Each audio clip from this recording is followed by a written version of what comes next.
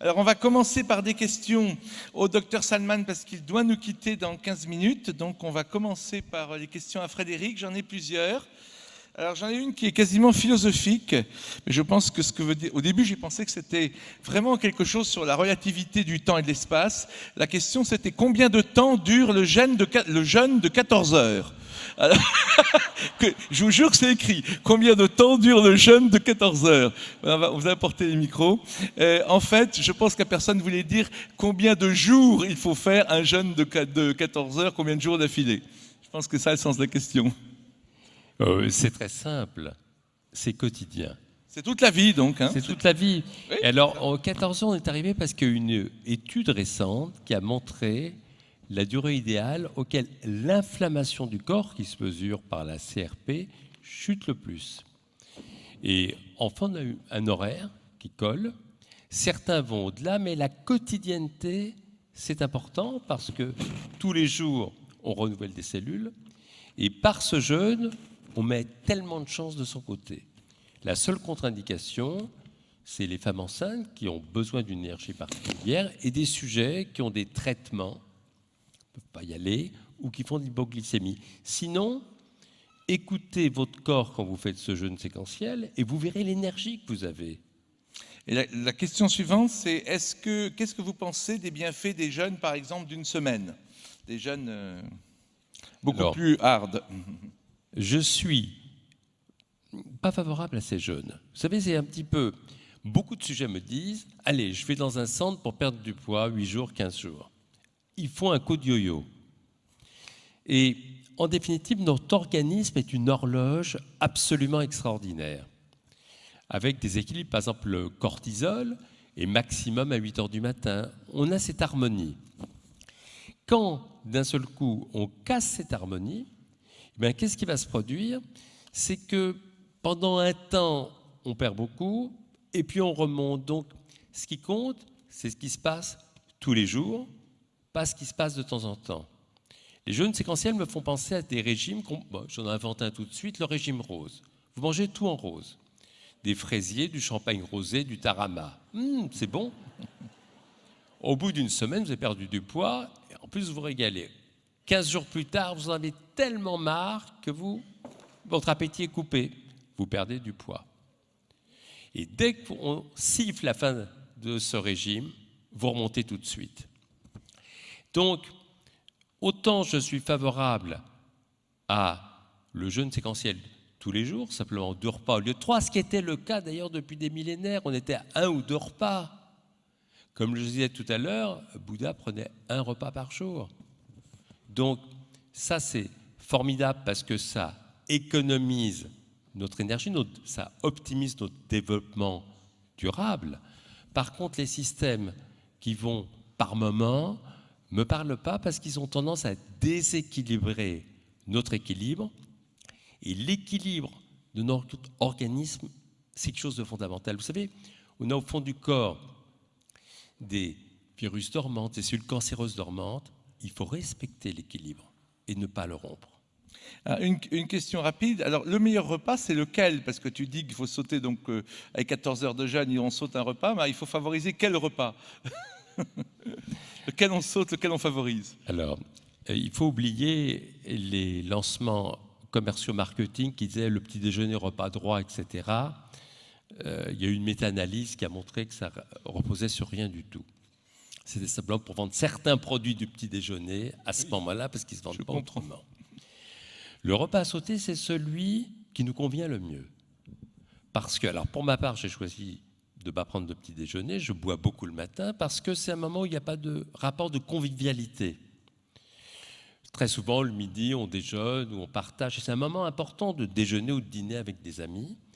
Il faut choisir le repas qui correspond le plus à son mode de vie et maintenir 14 heures de ce jeûne séquentiel. Donc, choisir absolument le bon moment, ça peut être n'importe lequel des 3 repas. Celui, on se dit, c'est jouable. Et donc, ça apparaît comme une évidence. Et une dernière question pour toi, avant de te libérer, puis tu dois nous quitter. Le râteau-pneu, m'a-t-on demandé, il meurt de quoi? S'il peut mourir ni de cancer, ni de maladie cardiaque, ni de quoi du tout, il meurt de quoi, le râteau-pneu?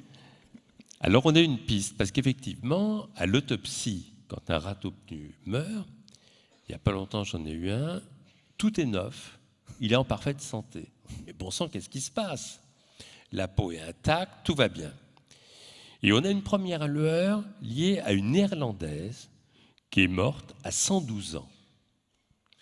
Et elle avait donné son corps à la médecine, et pour une fois, elle était morte ni de cancer, ni d'Alzheimer ou Parkinson, ni de maladie cardiovasculaire, de ce qu'on peut appeler sa belle mort. Et à l'autopsie, on a découvert de quoi les humains meurent un jour. Il n'y avait plus que 2 cellules souches dans sa moelle. Autrement dit, petit à petit, nos cellules souches qui servent à nous régénérer, nous réparer, diminuent. Mais si c'est centenaire, 30 ans plus tôt, on lui avait prélevé des cellules souches. On les cryogénisait, ça se conserve 200 ans des cellules souches, elles seraient reparties pour un tour. Très bien, mais merci beaucoup Frédéric. Alors on va te libérer. Merci. Et maintenant j'ai une question pour Elisabeth Blackman. Je pense que je vais la poser en français si vous avez bien la traduction en anglais, sinon je peux la dire en anglais. Beaucoup de gens ont demandé quelle pensée, j'ai eu 10 questions là-dessus, que penser de tel ou tel médicament qui prétend d'aider à rallonger les télomères. Alors je connais votre réponse, mais je pense que c'est important de la donner au public vous-même. Donc, what about all the pills who pretend that the telomere will be length of telomere will be developed, and what do you think about this? I think I know your answer, but I want the public to listen directly to you about this answer. Thank you. Yes, many such pills are advertised on the internet. There is no clinical data that they have benefit. I have a big concern that some may put the balance. Oui, il y a beaucoup de publicité qui se fait sur Internet et de médicaments qui sont vendus sur Internet et qui prétendent cet allongement des télomères. Moi, je suis très inquiète. Il n'y a aucune étude et aucune recherche clinique qui a été faite sur le sujet. Yes, Elisabeth? I do not endorse any such products. There is no scientific or clinical support. And in fact, the safety in the long term is not known. Fortunately, exercise and all the other cheap, easy things. Donc, il n'y a aucune sécurité, il n'y a aucune étude, il n'y a aucune recherche, etc. Donc, je ne soutiens absolument pas ça. Heureusement, l'exercice, oui, permet de rallonger les télomères. Yes. Meditation, many other Et la ways méditation. As you've heard, we can increase our health in many other ways. Comme vous l'avez entendu, l'exercice et la méditation peuvent augmenter la longueur de nos télomères. Personally, I would never take any such pills. Moi, personnellement, je ne prendrai jamais ce genre de pilule ou ce genre de médicament. If you would like to know your telomere length and get tested, we suggest you read our statement on our website that I showed. Go into this knowing the pros and cons and how to interpret.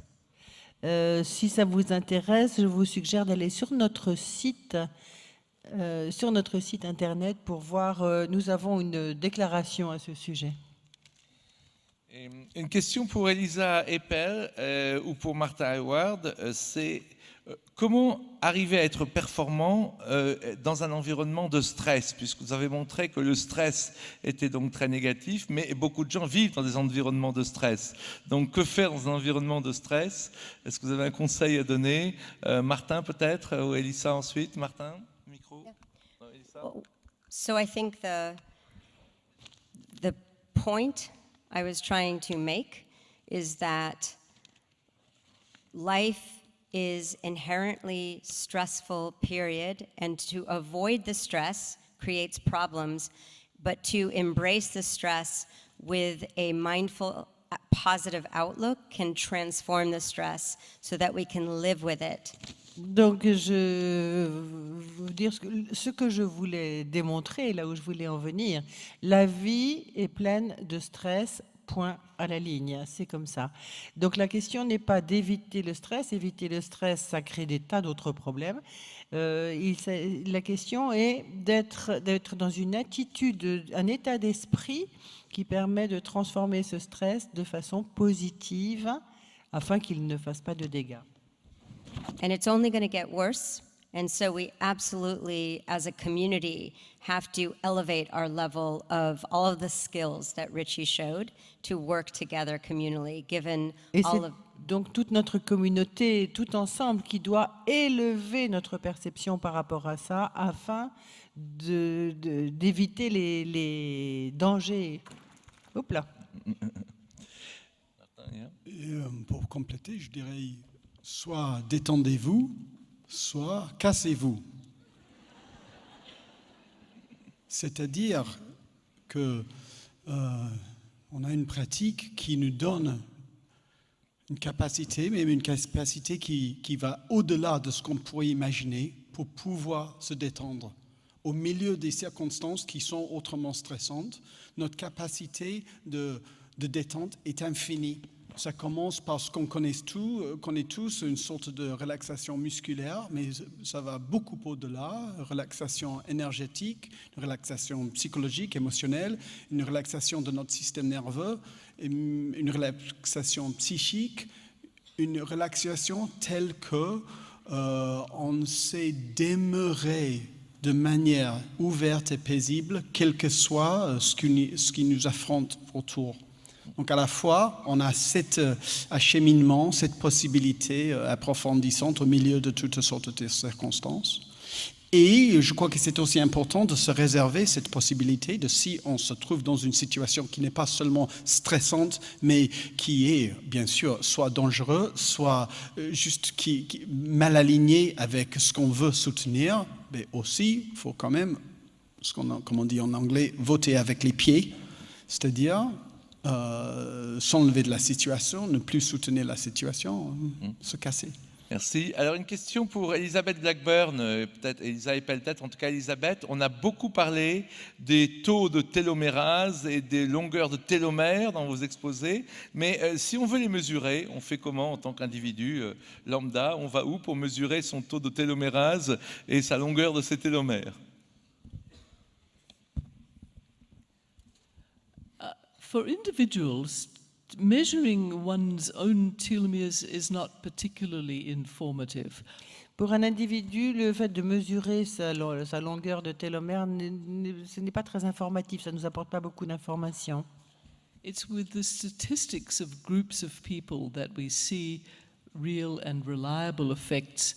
Individually, we have a great deal of variation up and down that does not always mean very much. Donc, c'est quand on étudie un groupe avec l'évolution, les statistiques sur un groupe, que là, on obtient des informations. Sur un individu, nous avons des grandes variations au niveau de la longueur des télomères, donc ça ne nous apprendrait pas grand-chose. If you want to have it done, as Alyssa mentioned. So our website, we have an FAQ. Sur notre site web, nous avons les questions fréquemment posées. Yeah, we list the 4 companies internationally. Et nous avons une liste de 4 companies that les measure 4 compagnies, les telomeres, 4 entreprises. and we pretty much tell you not to measure them. Et donc, c'est celles qui savent faire les mesures, en fait. Unless it's for research. Et une dernière... Les quatre entreprises sur Terre qui savent faire les mesures. Mais ça s'adresse essentiellement aux recherches et aux études. Yeah. We do not endorse any of the commercial companies.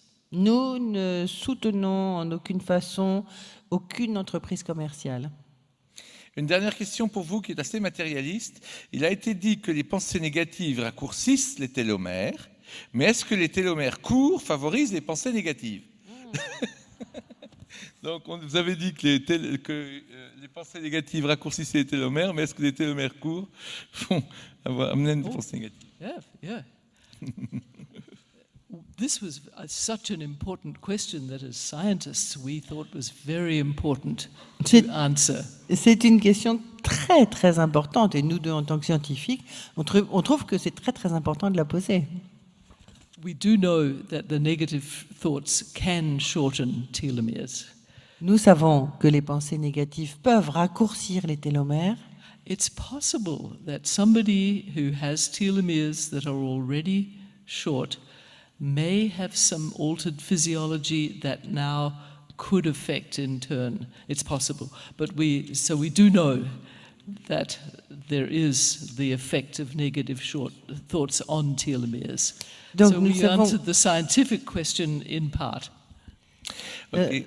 Nous savons que les pensées négatives raccourcissent les télomères, mais est-ce que les télomères courts ont un impact sur les pensées négatives? Nous ne le savons pas, c'est une très très bonne question Merci. scientifique. Alors, passons à... And, oui, oh, pardon. one moment, please. The person who asked that question, le cerveau, travaille, marche très bien. Alors maintenant, je passe à Jean-Jacques Charbonnier et à Eben Alexander. Deux questions qui sont proches pour vous deux, auxquelles je vous demande de répondre chacun. Donc d'abord, une question, est-ce qu'il y a eu des exemples de TCH négatifs? Est-ce que Jean-Jacques peut présenter des exemples de TCH négatifs? Et on demande à Jean-Jacques et à Eben Alexander, qu'est-ce que vous pensez des NDE négatives et pourquoi y a-t-il des NDE négatives? Donc Jean-Jacques sur la TCH et la NDE négative, et après Eben sur la NDE négative. Alors sur la TCH, si je peux rajouter quelque chose par rapport au stress, parce que c'est complémentaire par rapport à ce qui a été dit. Le stress a mauvaise réputation, mais il y a des stress positifs. Je ne sais pas si vous connaissez cette expérience. On a mis des rats dans 3 cages et on leur a greffé des cellules cancéreuses. Première cage, on leur fout la paix. Ils ont une paix royale, ils vivent leur vie de rat tranquillement. Deuxième cage, on fait passer le courant dans le plancher. Troisième cage, on fait passer le courant et ils peuvent interrompre le courant avec un système de levier. Eh bien, ceux qui développent le moins de cancer, ce sont ceux-là. C'est-à-dire, ce sont les rats qui peuvent dominer le stress. Le stress est positif quand on peut le dominer. Voilà, je voulais rajouter ça, peut-être que vous serez d'accord avec ça, je pense.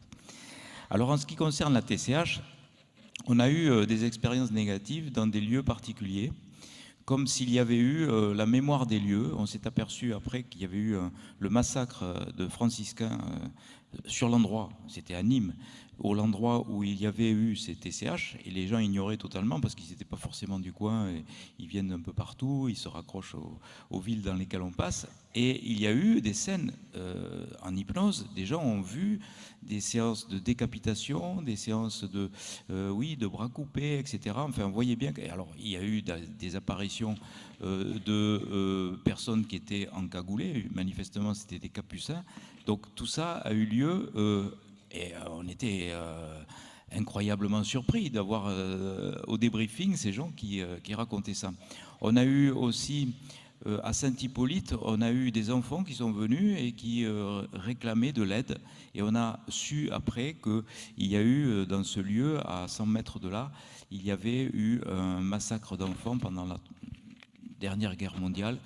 Et il y a eu donc ces mémoires qui ont surgi lors de la TCH, comme si la CIE des enfants, des enfants défunts avait pu venir impressionner la CIE des participants en TCH. Alors, c'est rare d'avoir des expériences négatives comme ça, mais évidemment, on y est attentif. Alors, TCH, voilà pour la TCH. En ce qui concerne les expériences de mort provisoires négatives, j'en ai collectionné pas mal aussi. C'est très rare, enfin c'est beaucoup plus rare que les expériences positives. Quelquefois, et Ben va mieux parler que moi là-dessus, puisqu'au début de son expérience c'était plutôt négatif, l'ambiance du ver de terre, etc.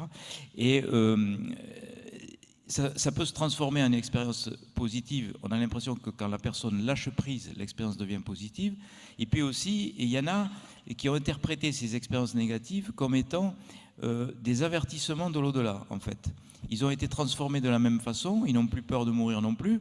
ils ont dit, bon, mais voilà, il va falloir que je change ma vie parce que de l'autre côté, on m'a donné cet avertissement, il va falloir que je change.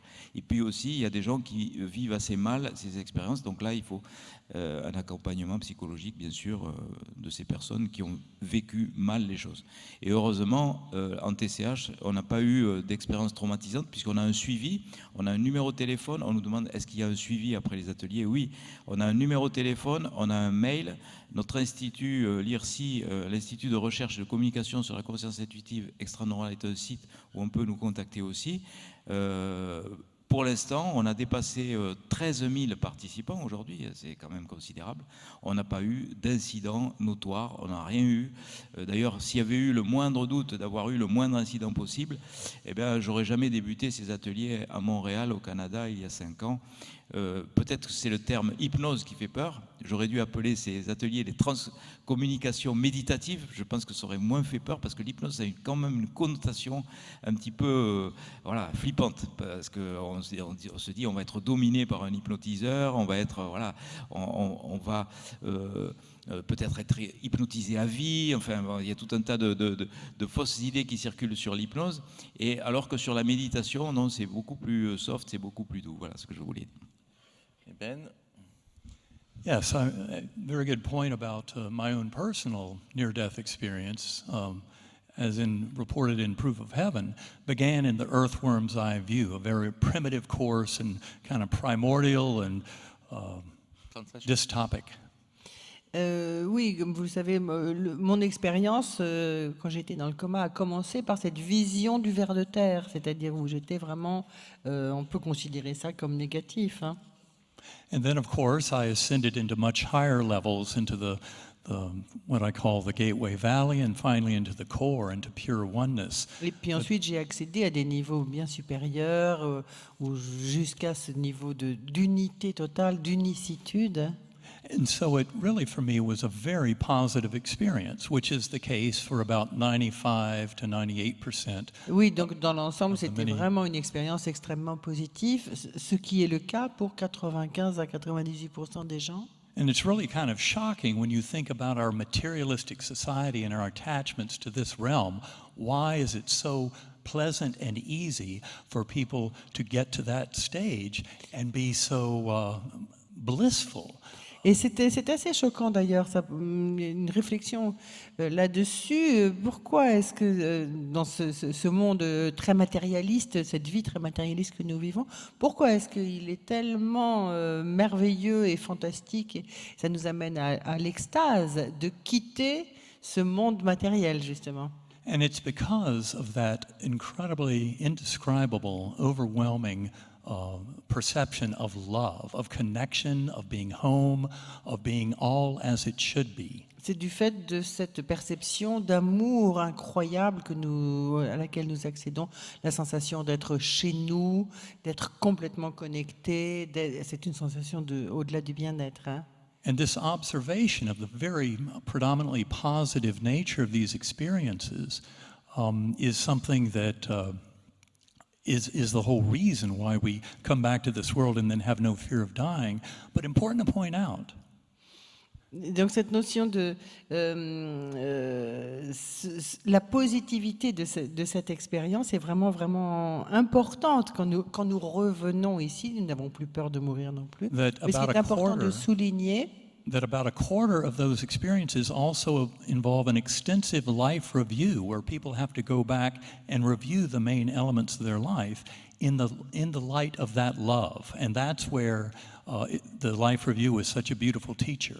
Et donc, il est important de noter qu'il y a à peu près dans un quart des cas, les personnes, quand elles font le bilan de leur vie, repassent en revue complètement toute leur vie et tous les événements de leur vie, mais à travers la lumière de cet amour dont elles font l'expérience. And in fact, I would submit that our very kind of concept of hell comes from people who have had very tough life reviews because all the pain and suffering they handed out to other people, but then they had to be on the business end to receive that in the life review.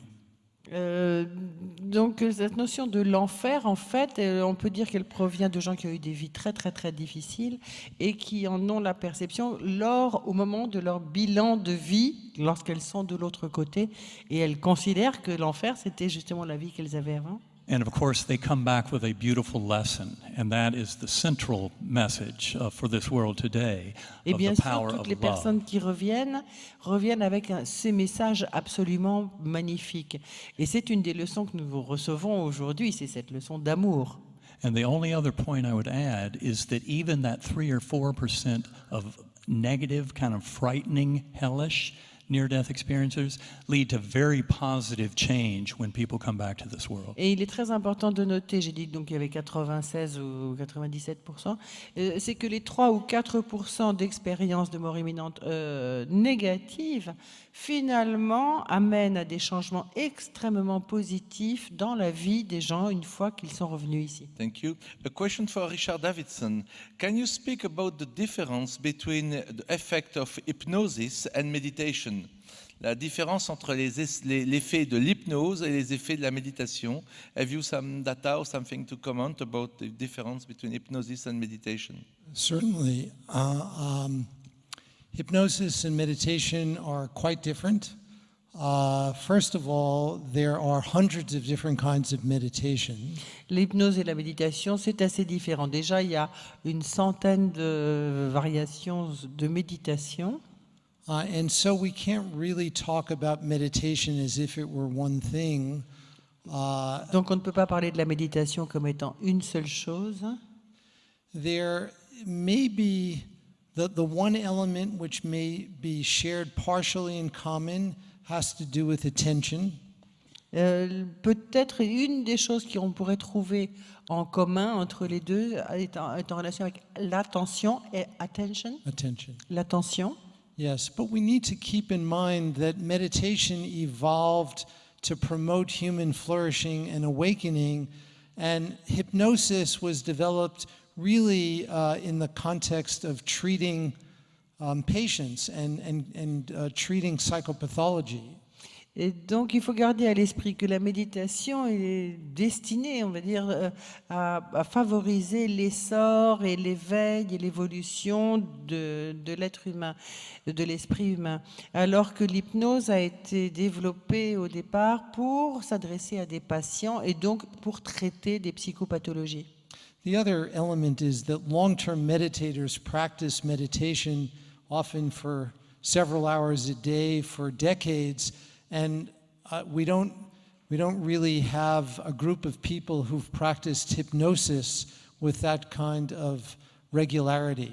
Bon, l'autre point à souligner, c'est que les méditants, il existe pas mal de méditants qui ont médité depuis des décennies, tous les jours et parfois plusieurs heures par jour, alors qu'il n'existe pas, à ma connaissance, ou il n'est pas facile de trouver des gens qui pratiquent l'hypnose avec la même intensité, c'est-à-dire plusieurs heures par jour et depuis des décennies. Alors maintenant, pour terminer, vous allez tous répondre à une question, en une minute chacun. On va commencer par le professeur Joyeux là-bas. C'est vrai. S'il n'y avait qu'un seul conseil à retenir de cette journée, lequel serait-il? Donc voilà, vous devez réfléchir, vous avez le temps de réfléchir. Le professeur Joyeux et Reza ont moins de temps parce qu'on va commencer par eux. Et on va dire à chaque personne, donc in French and in English, si vous avez un seul conseil pratique à retenir, ça peut être pratique ou non d'ailleurs, mais un seul conseil à retenir cette journée. L'empathie et l'amour. Quelle serait-elle? Oui. L'empathie et l'amour. L'empathie et l'amour, Reza? Je donnerais juste cette citation de Pascal. L'erreur, c'est l'oubli de la vérité contraire. Un beau signe d'ouverture. Elissa? To live your day, remembering how fragile life is and that you don't know when you're going to die. Live your day as if it is your last. With love. Vivre un jour à la fois et vivre sa journée comme si c'était notre dernier jour. Cultivate empathy. Cultiver l'empathie. Alors moi, ça va être moins philosophique, peut-être moins spirituel, mais si vous rencontrez une personne immobile, le regard fixe, Foutez-leur la paix.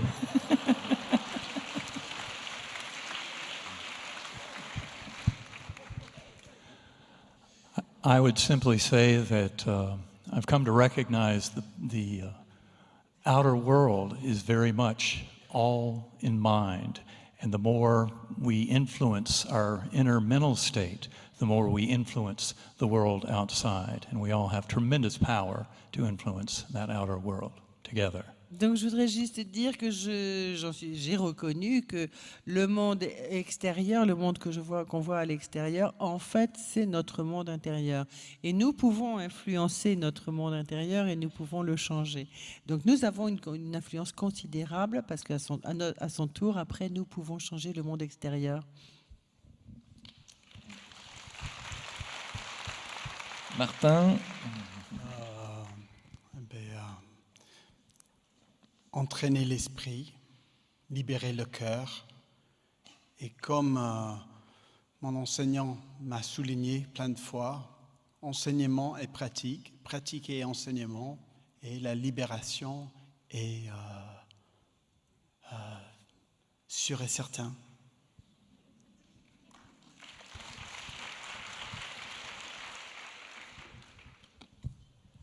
There is an epic struggle today in today's world between fear and love. À l'heure actuelle, il y a une bagarre épique sur Terre entre la peur et l'amour. And so the invitation is to choose and cultivate love, and we can do this by training our mind. Et donc l'invitation, c'est à choisir et à cultiver l'amour. Et nous pouvons faire ça en nous occupant et en cultivant notre esprit, notre mental. And so I'd like to just offer a 3-minute-a-day challenge for those of you who don't systematically train your mind. Please take the 3 minutes that you use each day for brushing your teeth, and while you're doing that, nourish your mind. Donc, je voudrais vous proposer un challenge 3 minutes par jour. Vous servez des 3 minutes que vous passez chaque jour à vous brosser les dents. Vous prenez la même quantité, 3 minutes, pour cultiver votre esprit. Merci. Alors, chers amis, donc nous arrivons au bout de cette journée qui a été, c'est pas à moi d'en juger, mais à vous qui, je pense, a été intense, belle et que nous avons partagé. Ne partez pas tout de suite car je voudrais remercier un certain nombre de personnes. Je voudrais demander déjà à Guy Trédaniel et à son épouse Claudia de monter sur scène. Guy et Claudia Trédaniel. Je voudrais demander également à Benoît Habert qui est ici, et puis surtout à toute l'équipe qui est dirigée par mon épouse Dania King, que vous avez vu courir partout en rouge. Quand vous avez vu une flèche rouge, c'était mon épouse qui courait partout. Il y avait 28 personnes pour l'accueil, il y avait pour la technique 5 personnes, je vais leur demander de venir, pour le son, pour la lumière, pour les vidéos. Il y avait les traducteurs, Jean-Marc Jacot, je vais lui demander de venir. On ne l'a pas vu parce qu'il était dans l'ombre, il traduisait vers l'anglais. Caroline Guidetti, bien sûr, qui est là. Et donc, nous avons près de 50 personnes et 6 mois de préparation pour un colloque comme celui-ci. Donc, si vous voulez tous monter.